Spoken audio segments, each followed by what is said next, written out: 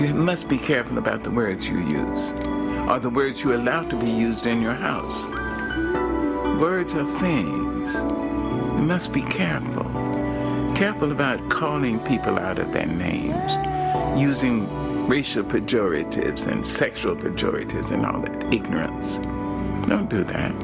It's time to talk about it. Pull up a chair and take a seat. We're serving up recipes for life. With Hampton University's Dr. Richard Mason and Dr. Tamara Williams. Welcome to the Sunday Brunch. This is Dr. Tamara Williams. And this is Dr. Richard Mason. And welcome back to the table. It's always good to be back at the table for another edition of Sunday Brunch with the good doctors. Indeed. How you been? It's been interesting, brother. I would say, now we're back in school. School has started for all the people and all the families, right? And so this summer I'm in a little bit of mourning. Yes. As I mourn and grieve this summer passed. Yes. It was a great summer. It was a great time.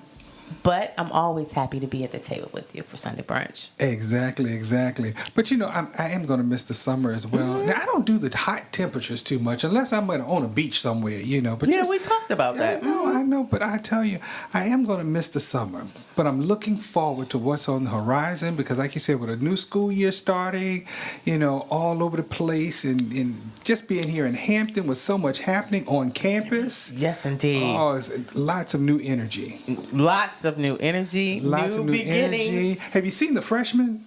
I have. Listen, we haven't seen a class this size in quite some time. With that much energy. Yes, Jesus, there was energy in all the rooms. Yes, energy. yes. They were everywhere. Yes. They were everywhere and on all things, but they were very happy to be there. And so that was good energy to feel the students come. And I met so many new babies because they were kind of lost, just trying to figure out where they are. But the excitement that they felt, it was contagious. They're looking for new experiences and lots of things that college will bring to their lives just to enrich them, And so I just feel like they're just excited to be here, and we're excited to have them here, and we have lots of things going on for them. So, and a lot of new things to come. Exactly. A lot of new things to come. Change is interesting. That's one of those things that is difficult for some people, but it's necessary. It's uncomfortable too, but there's no growth in the comfort zone, right? So if you're not uncomfortable, that means you pretty much aren't growing. So we got to get, I know I feel uncomfortable sometimes. Listen, I got these growing pains too. Every day. Growing pains, every stretching day. them out. But it's going to be all right. It is indeed. It's going to be all right. And I'm going to eat this good food on the table, too. It's going to help me. Listen, I'm excited about the conversation today because, our one of our guests is actually no stranger to the table. She's been here with us before, so It's always good to have her at the table. So Absolutely. We're excited. I'm excited about the conversation, too, because it's about the arts. And, during these times that, we've gone through COVID, although they say it may be coming back, I'm not sure what's happening. But we do know that people are still stressed and they're still dealing with these issues. And art is one of those things that allows us to express our feelings. It allows us to communicate amongst ourselves and with people who we find different than ourselves. We find our similarities through art and music and so many types of art. So I'm excited about this conversation. But art takes you to a different place. It causes you to relax your mind, just enjoy life, just take you away from some of your stressors and things of that nature. It might even trigger a few things, may help you work through a few things. Well, that's very true. It can do so many different things. That's very true. Art therapy. Art therapy. Say so. Yeah. Say so. Well, I am looking forward to this upcoming show. I think it's going to be some serious. I think some people are going to need some therapy. Yeah. After they see this show, from what I understand. So I cannot wait to welcome to the table Dr. Ward. She has somebody special with her too that she will introduce. Well, you go ahead and introduce. I'm going on up to the buffet because that's always my first stop. So. Hey, say so. And you already know what I want. Cooking is an art and eating is too. So I will see you back at the table after you introduce everybody. All right. All right. You know what to bring me back. Biscuit with a little honey butter. I got you. Appreciate that. So welcome to the table. Welcome back to Sunday Brunch. Dr. Karen Ward, the let me start over. The Dr. Karen Ward. The illustrious Yes, Dr. Karen indeed. Ward. Yes. You are too much. You know the love at the table for you is there. Just, the historical aspects that you brought to Hampton University and the art. And you can't say Little Theater. You can't say Hampton Players. You can't say Repertoire Theater for sure without mentioning Dr. Karen Ward. Well, thanks for having me back, you guys. I love coming to the table. Yeah. You all have so many good things to eat here at the table. Thank you so much. So how was your summer? What did you do? Tell us all about your summer. I had a wonderful summer. A wonderful summer. I had an opportunity to teach the pre-college students at Hampton. So I got a preview of the freshmen that were coming in. Okay. And they were terrific. Just like you said, so much energy and so much life, and you could just see the joy in their eyes that they were at college and they were happy to be there. And so that was a lot of fun. And then we also got to do the Young Diplomat program. Yes. That's the artistic leg of the Young Diplomat program is what I usually oversee. And we had a wonderful time displaying Chinese culture. Yes. And teaching the students about Chinese culture, and they just ate it up. We give a real big show at the end of the camp. I've seen it. They love it. They love it. And the parents come in to see what they've learned in a week. We have exactly like 9 hours to put on a show. And those kids, they work all day and all night trying to get that show together. So that was a lot of fun. And then I just took a trip. I decided to go to Cancun for a couple. Don't be jealous.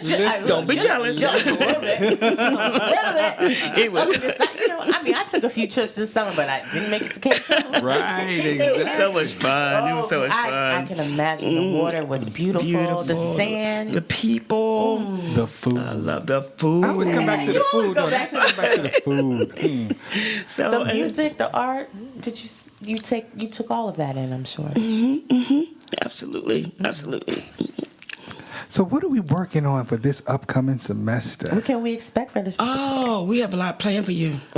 Yes, we do. I think our audiences are going to be very, very happy, very pleased with what we have planned. Our first show is, of course, Streetcar Named Desire. Okay. And it's one of Tennessee Williams' most popular shows. As a matter of fact, Streetcar Named Desire has the most popular line in American dramatic literature. Really? I bet you can't guess what it is. But I know you know because I want to know. You probably just say, it's one word.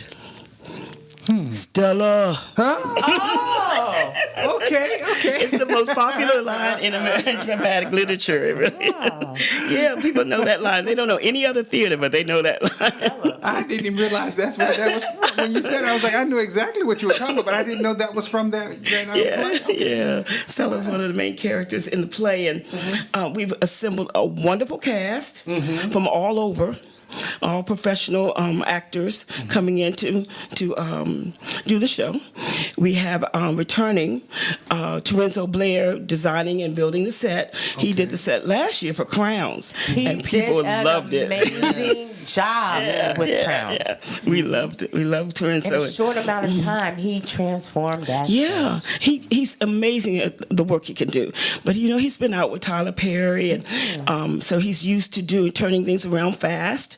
As well as now, matter of fact, we're really happy to have gotten him because he's on tour now with Charlie Pugh. And most people would know his music. It's been a long time without you from the Car movie. Right. Okay, but so he's on the road with him now. But he was able to squeeze 3 weeks out of his schedule to come back and build a set for Desire. So we're happy, really happy to have him. We also have, even with us today, the director because I don't direct everything. I have to produce a little bit. I know that's right. I can't do everything, so I call on those that I know that are capable and that I respect. I respect their work, and I've been working with this individual for a long time. How many years has it been, Dr. Boisseau? Do we want to tell people? That's up to you. I'm okay with telling you. She's like, listen, I have no problems telling them I've been working with you. But we're have with us today Robin Boisseau, and she has directed numerous shows at the Little Theater, in the Little Theater, and she's also the managing director for the Repertoire Company. So I asked her if she would be willing to direct the first show for this year, and she came along. I was so happy that she agreed to do that. So, and we have Dr. Otto, Curtis Otto. He's going to be doing the lights for us. This time he's an amazing lighting designer. And so we're really happy the people we've assembled. Some of our returnees are coming from the Repertoire Company too, the actors that were in Crowns last year. Really? So some of them are a part of the current cast. So that's going to happen pretty soon in September. It's a real short, in professional theater, you do very short rehearsal periods. And you go right into tech, and then the show's there. So they're, When you say very short rehearsal periods, let them know like what the difference is. okay, between that. well, if you're doing academic theater, you would have 4 to 6 weeks for to rehearse a show. But in professional theater, you have about 10 days. And That's To memorize all of those lines? Yeah, they come in knowing their lines. Once I've said, well, Dr. Williams is going to play Stella, when she comes to her first rehearsal, she would already know the majority, if not all, of her lines. So it moves very quickly. You're off book quick then. Yeah, off book. Very good. You know those I theater know a terms, few don't you? things. You know. Thanks, but wow. Yeah, Write yeah. that down. Yes, off book is when you have those lines down. Right. You don't need it anymore. Ooh. That's good. That's Wow. I good. can- Yeah, we have That's a short period of time. Yeah, 10 days. 10 days. days. And you have to be very, very focused. You have to know exactly what you want. When she goes into rehearsal with them, she has to know exactly what she wants from them. And she articulates that to them. And they, if you have a good group like we hope we've assembled this time, they will, grab onto that, and they'll click, and it'll be just great. And then they add on the costumes, they add on props, they add on lights, and it's Choreography, action. maybe? Not in this one, but Okay. there is one coming up in February that has a little choreography in it. So Not that I was trying to put any more on your plate. I was just wondering, like, how all these things happen so quickly, because you're telling me 10 days. I'm like, that's a Yeah. lot of time if you have things like choreography and then staging, and then you might cut lines too, right? Whew. yeah, So sometimes. after I have memorized I all know. these things, now you have the audacity, the effrontery. I'm going to make some stuff up. Well, as long as it all works together. If the producer says it's running too long, Right. then you have to go in and find places to make it shorter. And still deliver the message. Exactly. And the power behind those characters, because those characters in Streetcar, they are ones that you would remember. Share? What can you share about the plot or the theme behind this play, or this artwork, so that people can come out and know what to expect? Well, I will start off with, and then I'll let Dr. B, of course, hone in there. The characters are so well written in Streetcar. Tennessee Williams is one of the most respected dramatists that's ever lived. And Streetcar is probably his best work, to be honest with you. Wow. This show was done on Broadway about 9 years ago with Blair Underwood.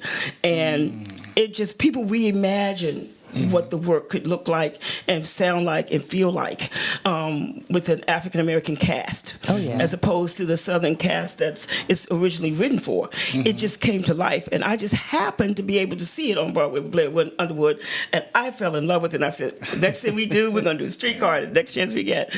And so the characters. Well, Dr. B, you want to talk about some of the characters for them? Which one you want to talk about? Starting with Stanley. Start with Stanley. Tell us about Stanley. Stanley, well, I mean, the iconic characterization is from Brando, because he did the movie. But Stanley is a new man. He is rough. He is a man's man. He's the one who is in charge and in his household and over his woman. And he's not going to take anything from anybody. So when Blanche comes in, there's this immediate, because Blanche is used to being the main focus, and Stanley's not going to go along with that necessarily. And I think in the end, they end up vying in some ways for Stella's attention. And Blanche tries to cling to Stella, her sister, and Stanley is like, no, that's my wife. And there's all kinds of tension. And I am trying to actually bring a different kind of tension to it as well. I've got more of not the usual take on this. I've decided to go a little bit heretical in my interpretation with this. I'm afraid. What's going on? Well, because Don't tell the end. well, it's just that Stanley is usually played or seen as the villain of the piece. I'm seeing it as he's not the only villain. Okay. So that is kind of where I started with my interpretation for this one, because we did do this play in 2006, and that was a very straightforward, just regular, the normal interpretation of it. And this time I was like, maybe there's something else that can be expressed in this and that can be teased out of it, and let's look at this maybe in a little different light. And I like that too. When she told me about that, I wasn't buying it at first. I was like, no, it's got to get that grit. Right, Grit right. got to be there. You know? But then I think about what Stanislavski said. He's a famous Russian theorist and theater teacher. He said that if you want to play an evil man, find the good in him. Think about that. If you want to play or portray somebody evil, you always have to find the good in them so that the audience can like them. Like them more, and really, I guess, relish what they're going through. And if you just look at Stanley as just a bad, evil man, it's not much there to be an evil man. But you have to really look at play maybe what happened to him as a child. What caused him to manifest these behaviors. Right. So you're tapping more into Stanley's mental health. His mental well-being. His mental health. You're tapping more into how he became Stanley. Okay. Yeah, but I think that dynamic between Stella and Blanche too, it's like everybody in this play has a secret. They got something they're holding in that the other characters don't know about. And when Blanche arrives, it's supposed to be this Southern belle that has all this property and money, and she's just a school teacher. She just teaches school. But, They're very dainty, very needy. Yeah. Not strong at all. At least that's the way that she puts it out there to most people. A damsel in distress. Yes. And she's very sensuous. And she knows how to use it. She works it. Yes, she does to get what she wants in life.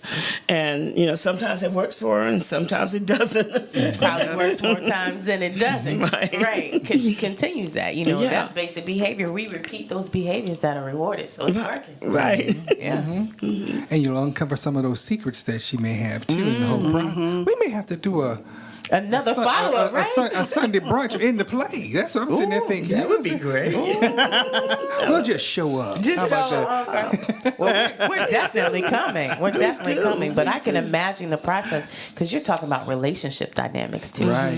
And how that plays a part. Maybe straining a marriage, straining a sister relationship, or a sister's relationship straining a marriage. Right. Yeah. Right. Ooh, that's deep. Family is family always, but sometimes family can get in the way of your happiness. And boundaries are important. Yeah, yes. absolutely. Absolutely. And people don't like them when you implement them. And so when you're marrying someone, that's a new boundary. Right. And sisterhood has boundaries too. Exactly. So I can imagine. Now, I just need you to tell me that the sisters are not both interested in Stanley.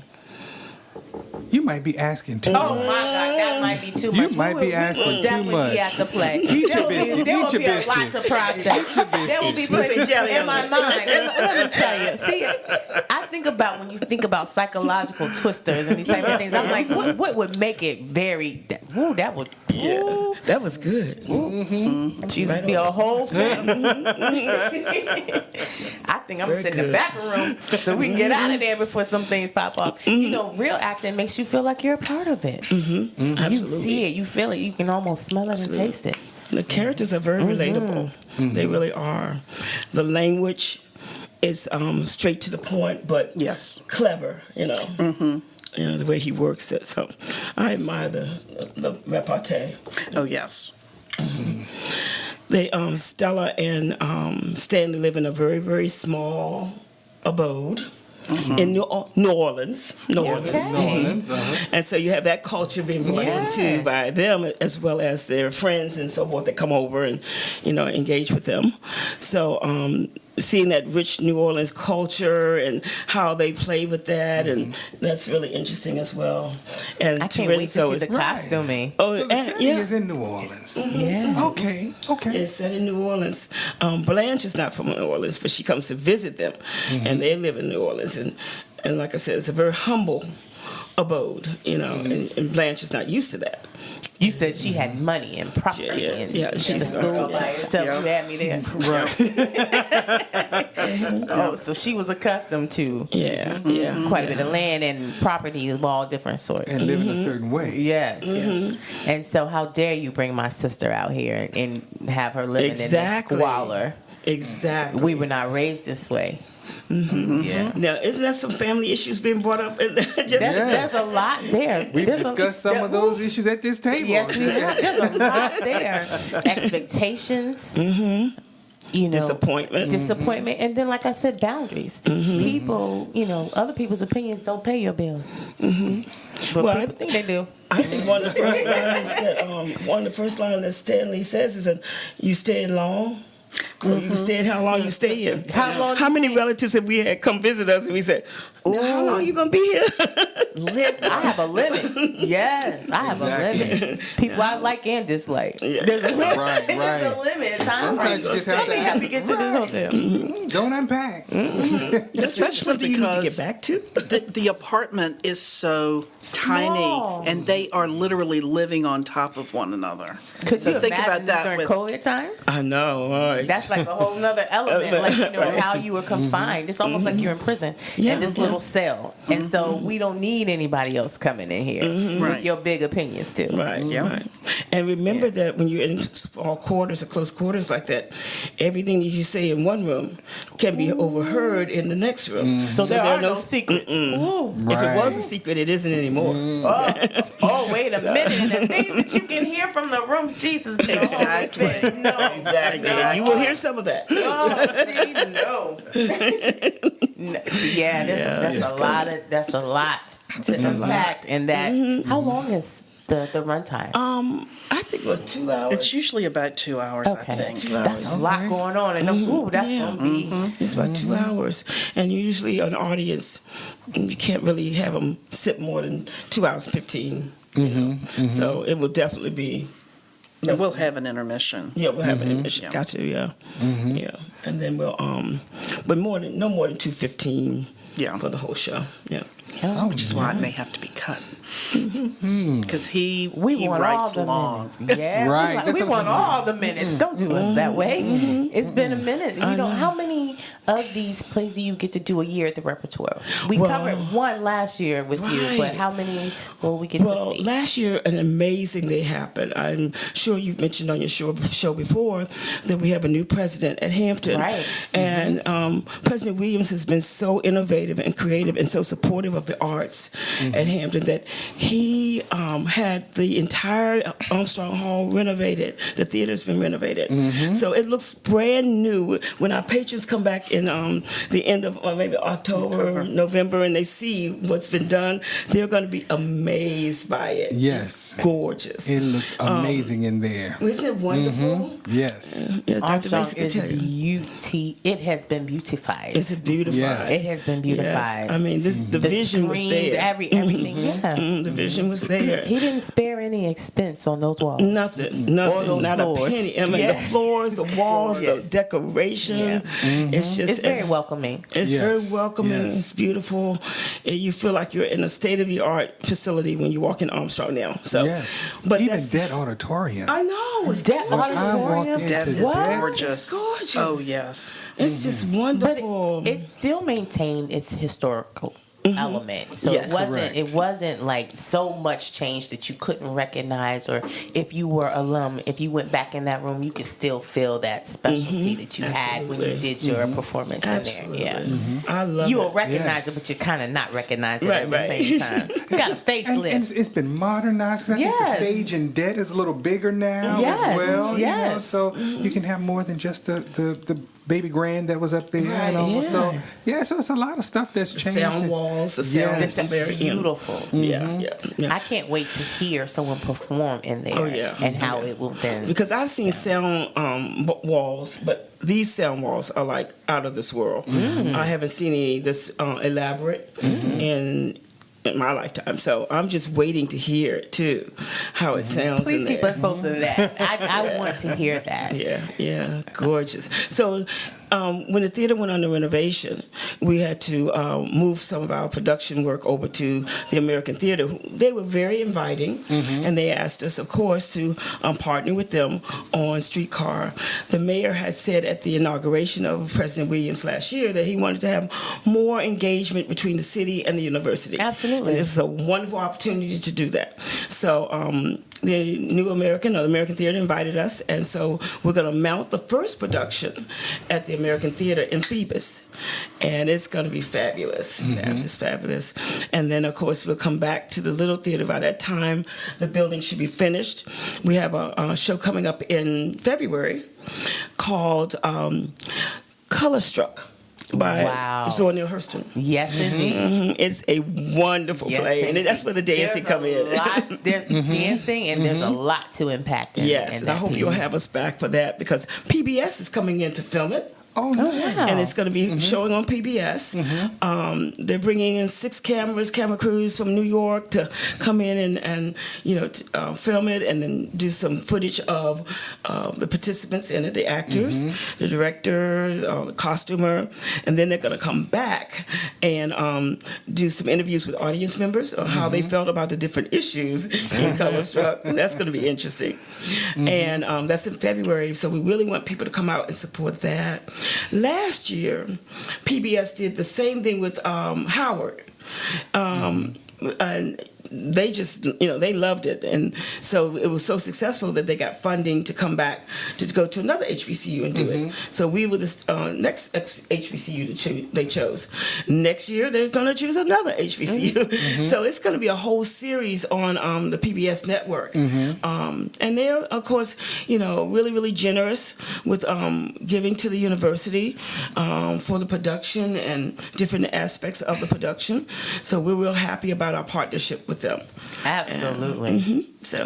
And then in the summer, we got a great show in the summer coming up, and that is Cinderella. No, we didn't forget about Cinderella. We're bringing Cinderella back because we want the kids to have some fun this summer with Cinderella. It's such a wonderful story, and children love it, but grown-ups love it too. I know I still sing a song. It's a triggering story too. Yeah, it's a very, for a lot of people who have been through abusive relationships, and family and trauma, that type of stuff. So absolutely, it speaks to them being able to wish and dream upon a star. Exactly.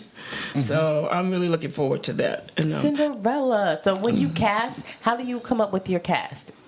It just depends on the show, but since we're a professional theater, everyone in the production is, of course, compensated for their work in it, and we send notices out to the different casting agents, and we send, and of course, the people who are involved in the repertory, they get first choice of refusal for a part. So if you did a part last show, when we do the next show, you could say, well, I would love to play this role, and you get a chance to audition before anybody else for that role. That's the whole idea of a repertory, that you use the same actors in different productions throughout the year. So that's one of the ways. And then we do submissions. We have the actors, film themselves, and this is what they're doing in California and Atlanta now. And very rare is it that you go in front of a casting director anymore. Usually you get the sides and you film yourself doing the role, and then they look at it and decide whether or not they want you to be a part of the cast. Sometimes you'll come in for a second or third, audition, but a lot of times they will cast you on that first submission. So we'd have them do that. Things have really changed. Yeah. And actors, that saves money and time by doing it that way, and not having to be in a building and have people run through with traffic and coming through and run these lines. The producers and directors love that, because they can just watch you on your film, your submission, and you don't have to worry about setting things up and so forth. It's all done for you.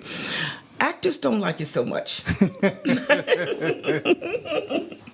Why do you tell us? Well, it's very isolating.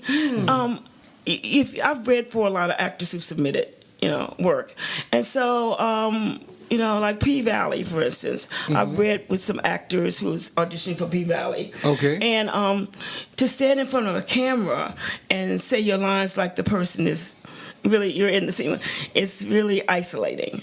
So, because the person who's reading is supposed to be very, very straight to the point, don't put too much emotion in it. Right. So the focus is on the person who's acting, So the actors don't really like that. They like that give and take. They like they the don't get flexibility. the feedback. Right. I was like, play off one another's energy as well. Exactly. That makes a big difference. So when they were auditioning before, there'd be more people in the room that would be witnessing, so they could see your eyes and if they were really getting there, or if they were heading in the wrong direction and you were pulling back. So they were reading body language while they're performing. And when you're taping, that removes all. You don't know if they like it, don't like it. You have to wait to hear from someone. You don't have any immediate feedback. Wow. The first time I did one, believe it or not, was when Ingenue Ellis was here doing Through the Crack. She came in to do the main role in Through the Crack for Hampton players. And while she was here, her manager said, you've got to send in a self-tape for this role, right? And I was like, she's like, okay, all right, because this is when they first started doing it. So, I saw her set her little laptop on a stool, and she had given me the sides, and I was standing behind the laptop and everything. I was reading, and we must have done that thing 30 times before she finally was satisfied with what she said. I was like, Ingenue, come on, really? But she really didn't even at that point, she didn't like the fact that it was a one-sided type of, even though the camera, when you're in film, that's what you see. You see the camera right in your face, But it's very different when it's a camera and a person. And so, what was that show that she did on TV where she played a detective or whatever? That's the role she auditioned for when she was at Hampton doing Through the Crack. Right. And it went on and ran for at least 3 or 4 seasons. But that was the first one I ever did, and it was really disconcerting for her, more so than the person reading, of course. But that's what they do now. That's how you do it. You got to get used to it. And when we sent that out to some of the actors that have been working for years and said, just do a self-tape, she even got feedback with people saying, not going to be any face-to-face auditions? Dr. B, you're not having face-to-face auditions? And we're like, no, no more, Wow. And is that something that happened when COVID arrived, or is that something that happened prior to that? It escalated with COVID, right. Okay. but it was always going to go in that direction. Yeah. People were tired of, I think, that travel and paying the money, and then it makes the producers and directors uncomfortable when you have all these people coming in doing it, and you try not to be mean to them, and you try to be nice and reaffirming, but you see, you can save a lot of time by not trying to not hurt people's feelings, by just. And then also the time that you can look at these tapes. So some of us have insomnia. Some of us are up in the middle of the night. So directors can have more use of their time if they're up or whenever. They can see it at any time. But now the drawback to it is that, and I used to do this when I was teaching or directing at Hampton, I would ask them, they would read for me, and then I would ask them to do something different to see if they can take direction and do it that quickly. And it's like, that would make a big difference. Can't do that. That makes sense. Real time, because you're making cuts real time. And how will you respond to criticism and those type of things? What is your attitude? Even amongst other people, you can't really pull that out with from a tape, a video. You just get to see it, and what they have is what they have. And then you once can't they get say, there, well, try it this way. See what you can do with it this way. And maybe they can, maybe they can't. But that tells you more about what the actor that you're going to cast, perhaps. What about a blended model of that, though? To kind of get your foot in the door, you could actually submit something, but then bring you in for, like you said, a second or third reading or something like that. Sometimes they do. Sometimes they don't need it. Sometimes when you sit in, they're like, okay, I want her. Okay. Who's the agent? What she did works for me. Like, that's correct. And it's always really quick, you guys. You get the size and the notice to send it in. You never have more than 2 or 3 days. And the first people, it said, I don't know how true this is, but it said that the first actors to get it in are usually have a greater chance of getting cast. So if you wait until, if it's due Wednesday at midnight, and you wait until Wednesday at 10 o'clock to send it in, more than likely it's been cast. They got the costume ready for them. They told them when to travel and everything. So the sooner you can get it in, and it can be on point, the better your chances. We tell our students that all the time, don't we? Don't procrastinate. Don't wait till the last minute to do things. And they still do. And they still do. They don't believe us, but that makes sense. I think a lot of people end up self-sabotaging and they're second-guessing, like you're saying, 30, 40 takes. But that was good. You're saying, look, trust the process, trust what you've done, and get it in. They want you or they don't. If you wait to the 30th take, they've already picked someone who only did it in 2. But that just sounds stressful to me. It is. You know, It is stressful. to not have, I guess, any type of real feedback. It's basically you are sending your tape in. You're judging your own stuff before you send it in. Like I said, someone, You may think you're great. Exactly. Right. But you know, Dr. Mason, people who are A-listers still have to do it. I mean, Ashley was insulted when they told her that she had to send in the tape for this role. I mean, she was hot, right? But she did it. And I had a long talk with her manager about, why do I have to submit an audition at this stage in my career?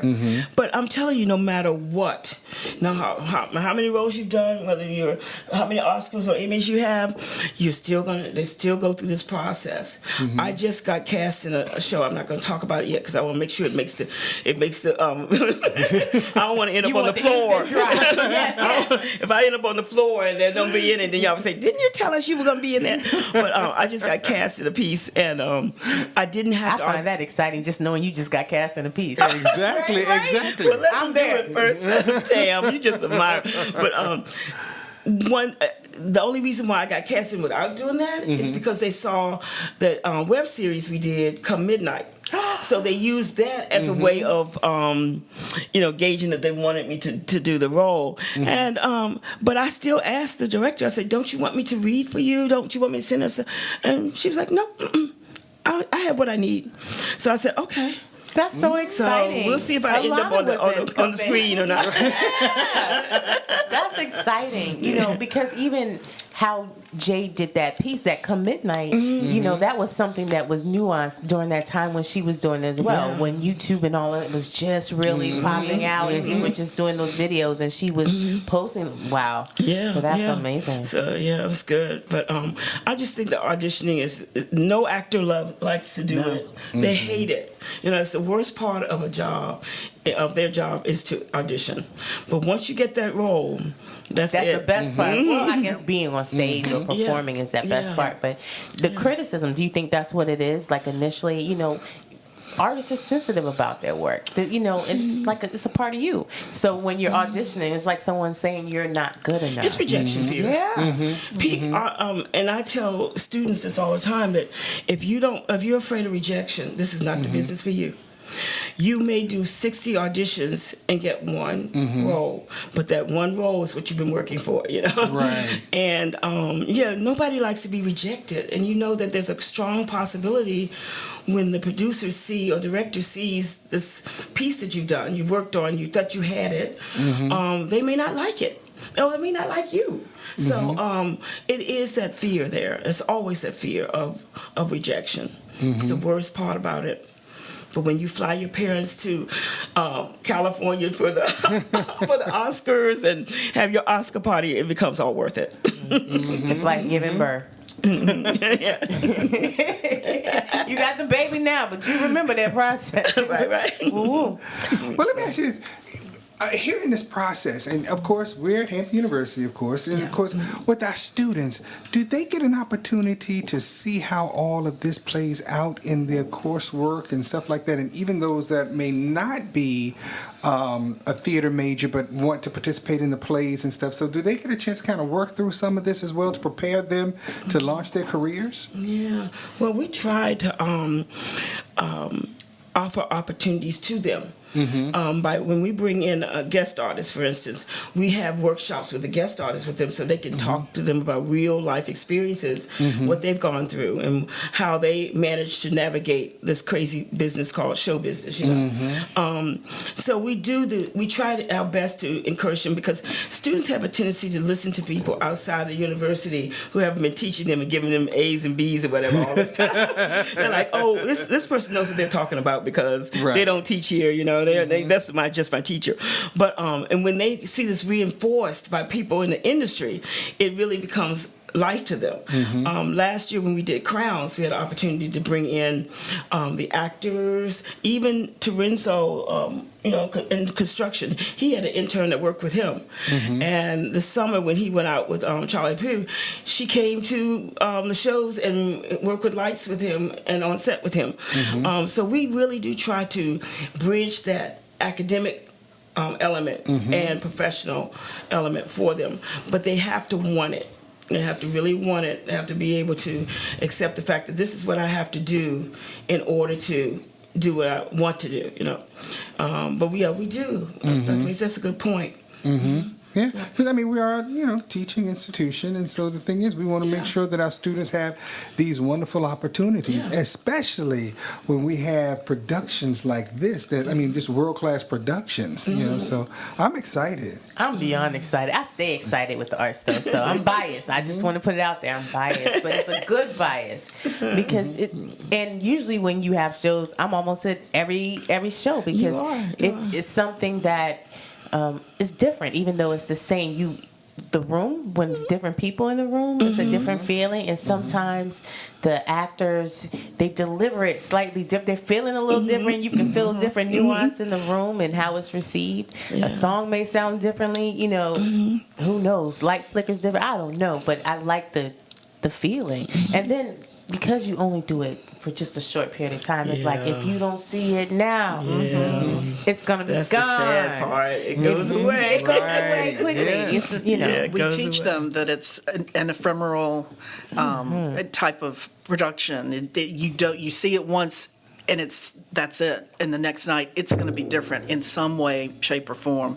Once you put it on film, it's that way evermore. And that's the attraction of theater, is the fact that it is different. Excitement. And the excitement, exactly. And you give that energy, like you were saying earlier, you give that energy back to the actors, and they throw it right back at you. So. Yeah, they call that the magic of the first time.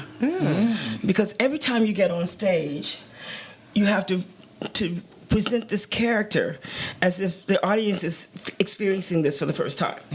And a lot of times that's really nerve-wracking for an actor, because they want the audience to do exactly what they did the night before, or even worse. That felt good to me. Give me that. And the other thing is that not only do they want the same reaction as the audience before, but sometimes they will anticipate a reaction, and then they don't get the reaction, perhaps, even though we tell them not to anticipate the reaction. You see that pause in them, and you can see it in their eyes, like they're waiting for this. Okay, where y'all at? Did y'all? Right, you didn't hear me? You didn't get that? You didn't get that? Yeah. But so it's that magic of the first time is what makes theater so much more, I think, exciting than film. Even though I love film, and it's a craft in itself, and it's a very difficult craft in itself. The audience energy is what puts theater into a different category. You could go to the movies, and some movies, and you hear the audience talking more than the people on the screen. We know we want to get up and go to another movie, but it's still not the same, because those people on the screen cannot hear or anticipate their enthusiasm. So, Well, look, I'm going to shift gears, and this is just out of my fat boy self. What about dinner theater? Oh, I love dinner theater. But some actors see how I just put those two together, dinner and theater. You would, and only you would. He's at the table. He's had 3 plates over there. Listen. He's still. All your business. I had 5 biscuits already. I love it. More honey butter, please. Yay! I love it. But I think about that. I can see why they would hate it, because you're making too much noise. The clang, clang, clang, boom, boom, boom.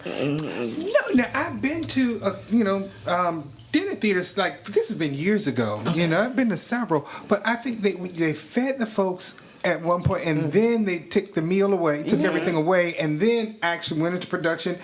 Intermission, they served dessert and all whatever. So there was a way. It wasn't a whole lot of clang, clang, boom, noise making and stuff like that or whatever, but it was actually good. Well, I'm just venturing to say this, not to be chime in, but it didn't seem like a lot of distractions to you. Because you were sitting on this side. Probably because I was eating too. Right, you was happy, but Y'all to them, did there was a lot. It was too much movement and too many distractions. But there's certain pieces of works that work really well with dinner theater. Because I've been in pieces where the acting engages the audience. Yes. So you forget about the fact that there are distractions. That's really the best type of. You can't do a show like Streetcar as a dinner theater piece, you know. But you could do something like Best of the Whorehouse in Texas as a dinner theater piece because you know you're engaging the half of that is engaging with the audience, you know? Right?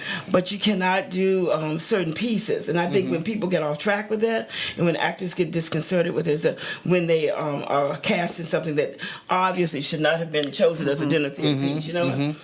I'm trying to remember. It was the one that I remember. It did actually engage us because actually a couple of the actors were waiters, and they were certainly a part of the show. But it was almost like a mystery, a mystery theater kind of thing or whatever and all. And so that was really unique because the audience really got to engage as well as a part of that. So see, that's the difference because they were the actors were a part of the audience even, you know. So it didn't seem like you were disturbing their concentration or anything. They have, I mean, people do shows like Grease, and they have the audience get up and dance with them, and you know, put on the jacket like John Travolta, and you know, things like that. And so there are some pieces that really work well like that. Or parts of pieces. Yes. This is just ringing Busch Gardens to me. I don't know. I mean, you can't go to Florida. At every corner, there's a dinner theater where people are on vacation and they want something, you know, to watch or whatever, other than the Disney attractions, and they will go to dinner theater, you know, all the way down to Florida to go to dinner theater. But it's fun. It is fun. It really is fun.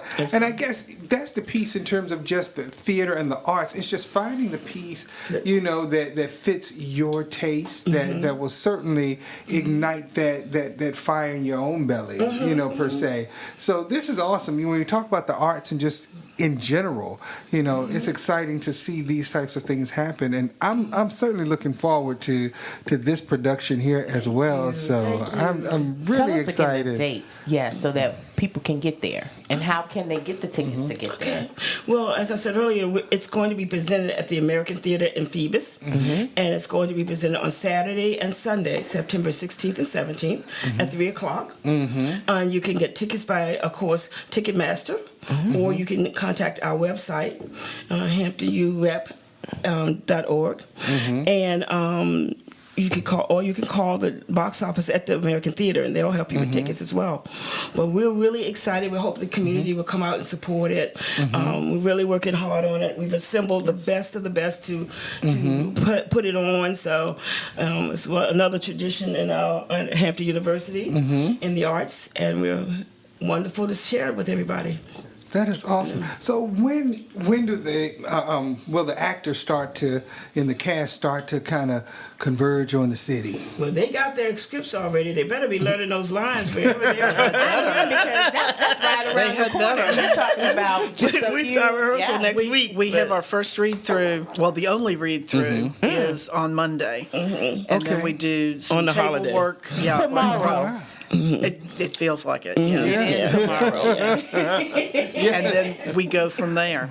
We start blocking, and we block all night, 2 days. Then we start running the show and working spots. And by the second week, it's running. It's just we're going to run it for timing. I mean, that's how quick it goes. That's how fast it goes. Now, will you do this when you're talking about running, is it first meeting like through Zoom or online? So everybody will be here. They come Yes. in. Okay. They come in. And, we follow the equity rules of production because we are being considered for Equity House. We have to go through at least a year of productions and have them observe us and get feedback, etc. So.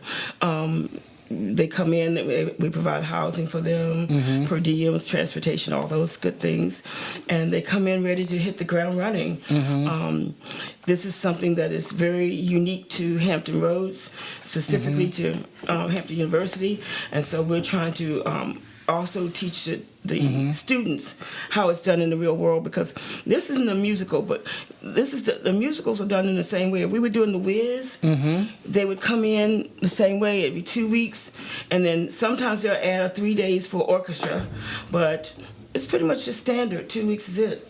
The young man that came with me last time we talked about Crowns, as you recall, he did Smokey Joe's Cafe. He did what did he do on Broadway? Chris. Jersey Boys? Jersey Boys, yeah. Okay. And he said he came in, he had a week, 2 weeks to do it. And they had to go on. He had hit that note. Yeah, He was telling you about that. I told you. I remember. Yeah, So he had to hit that note. Yeah, he had to hit that note in Jersey Boys. But so it's standard. Okay. They won't feel like it's standard probably on Monday, but that's Because it's a holiday. Right. So in their mind, they're like, wait a minute. I know, right? But we also want to mention that the American Theater is not very large. Okay. So if you want to get to see the play, I advise you to call the box office now. Tickets are going really, really fast. Sunday, over half the tickets are gone already for that house. So we want to make sure that people aren't disappointed if they don't get a ticket. If they call the last minute, more likely you will not get a ticket. And there won't be any tickets to walk in on either. It's not like the little theater. Yes, indeed. Right. It's going to be, it'll be sold out long before the show opens. So. And the American Theater is one of the best kept secrets in the city. They have some really nice productions there. But then also, just in terms of the atmosphere, the ambiance, you really feel like you're in New York at one of those little small Broadway little theaters. It's really nice. You're so right. It's really nice. One of the best kept secrets. So I mean, definitely, if you haven't been there before, this would be a great time to step out and see a class act production. Some wonderful things coming out of Hampton University, and a blend of what the city has to offer as well. Absolutely. I love the partnership. Yes. Hopefully we'll be able to do other things with the American Theater, because they've just been great in setting this whole thing up. And we're getting calls every day from different people in the city asking us about the show and how can they support the show and so forth. So it's been great so far. That is amazing. They're going to be asking you for more shows. Once again, my fat boy kicks in. You can do dinner right down there in Phoebus. They have some wonderful places to eat right down there in Phoebus. And then go to the show. Or vice versa. Yes, Go to the show and then go eat. Or do it before and then eat after the show, too. Hey, that's her in a fat girl talking. My inner chunk knows how to speak now. Maybe desserts, follow up. But there are a lot of nice places. Yeah, really. They really do. Art places, a lot of places Yes. to stop through and enjoy the community. Yeah, I'm looking forward to it. Yeah, sounds good. Sounds good.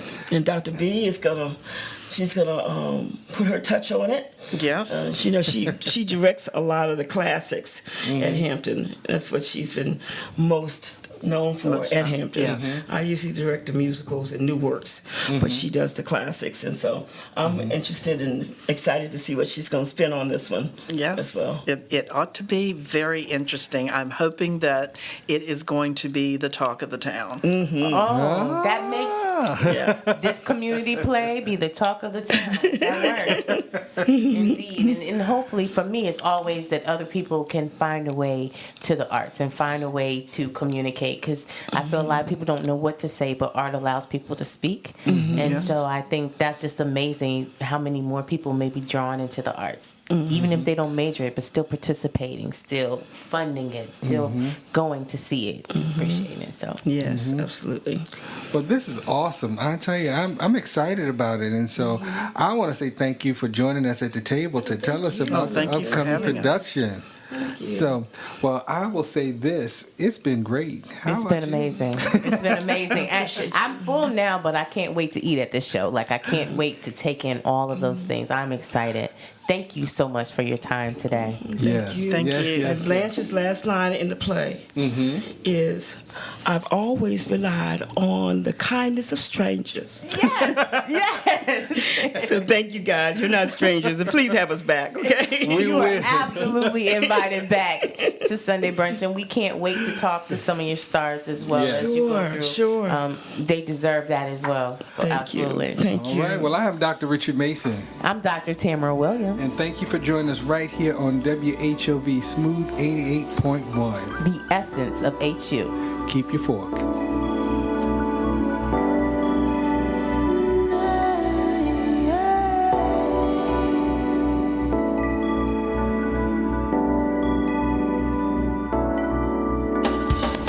Someday we'll be able to measure the power of words. I think they are things. I think they get on the walls.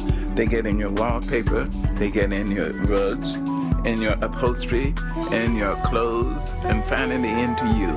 Thank you for joining us at the table. Tune in next Sunday at 1 p.m. for more delicious topical recipes for life on the Sunday Brunch. On Smooth 88.1 WHOV.